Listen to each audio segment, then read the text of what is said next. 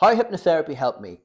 This video is about how hypnotherapy helped me and how it potentially has the same effect and same possibilities for helping you as well, or someone you know or someone you love.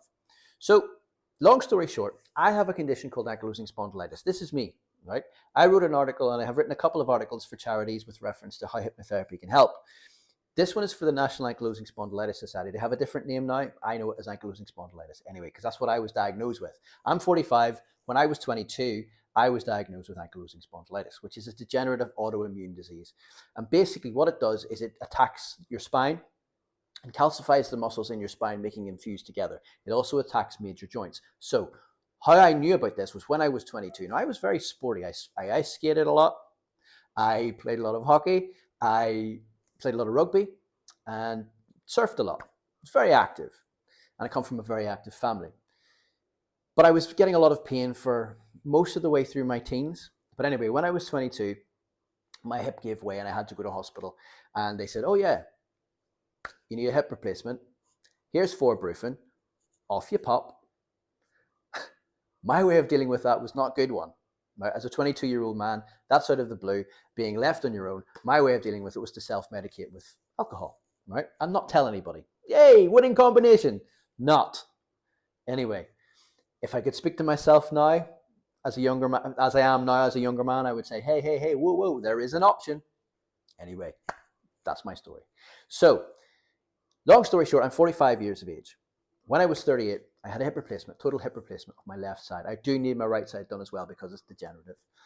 And when I was 22, when I was sort of mid-20s, I got into NLP because I was getting into personal development and I was looking for ways to help myself because I was on a downward spiral of depression probably and not feeling pretty good about myself. So anyway, I got into NLP. Once I get into NLP, I get into hypnosis, found out how wonderful hypnosis was and how fascinating it was. You know, I was obsessed with Darren Brown and people like that. And as a result, I learned hypnotherapy. And throughout my hypnotherapy career, I have met some fabulous people. I use hypnotherapy myself from a self-hypnosis perspective to help with pain. But I also have friends who are very good hypnotists as well, who help me. And they've done some perfectly wonderful work. A friend of mine, Kesh Chadha, is the guy in particular I'm talking about, who is my go-to guy for pain. And I am his, you know. And it's the way that hypnosis can just dial down the pain response. So I'm not advocating that you stop medication. No. I have, but through consultation about my medication with my GP and my rheumatologist. As a result of having some hypnotherapy on a regular basis, I now have the ability to withdraw some of my medications. That was done under consultation with my rheumatologist and my GP because it was clear that now I am on medication still, and that's probably not going to stop, right? I'm not saying that this is a miracle cure. It's possibly is, it's possibly not.